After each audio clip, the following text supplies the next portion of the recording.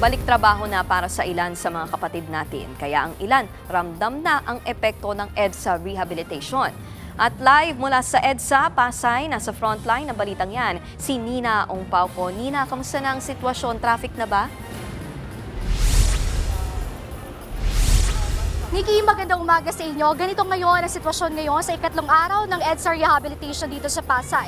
Mga kapatid, Nikki, kung mapapansin nyo sa aking gilid, patuloy na sinasagawa ng mga kawani o tauhan ng DPWH at ang MMDA ang pagsasemento ng kalsada at kumapit na nga sila ng bako para agarang matapos ito. At mga kapatid, kung mapapansin nyo naman sa aking kanang bahagi, makikita nyo ang mabigat na daloy ng trapiko na sitwasyon ngayon sa EDSA Pasay.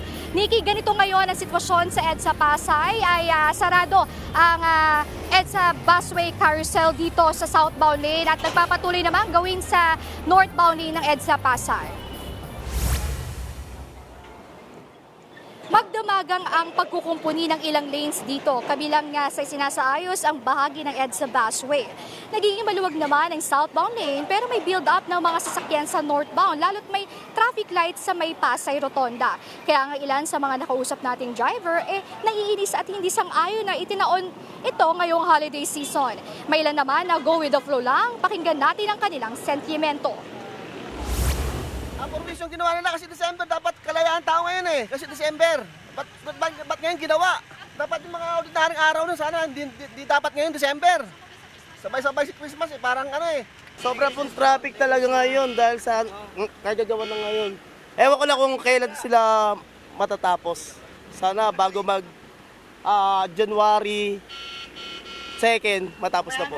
Okay naman ganun talaga para ayusin. Ay, kaso nga lang, wala tayong magagawa. Desisyon po nila yan, ma'am eh. Okay na po.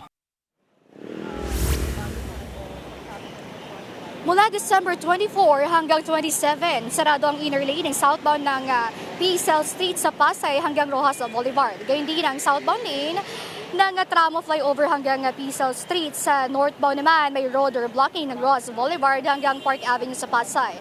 Pati po ang Park Avenue, inner lane hanggang Taft Avenue. Samantala, iniespalto naman ang ilang lane sa EDSA Orense hanggang Ordaneta Village sa Makati. Magallanes Interchange at tramo hanggang Loring Street.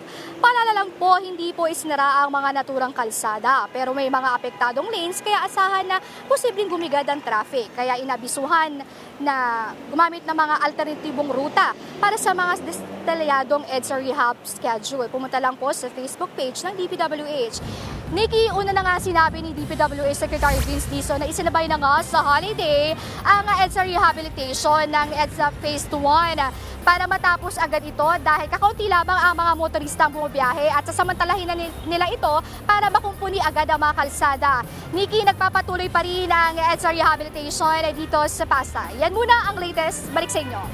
Maraming salamat, Nina Ongpauco. Mga kapatid, Nikki de Guzman po. Para sa pasada ng mga rumaratsyadang balita, mag-follow at mag-subscribe na sa social media pages ng News 5.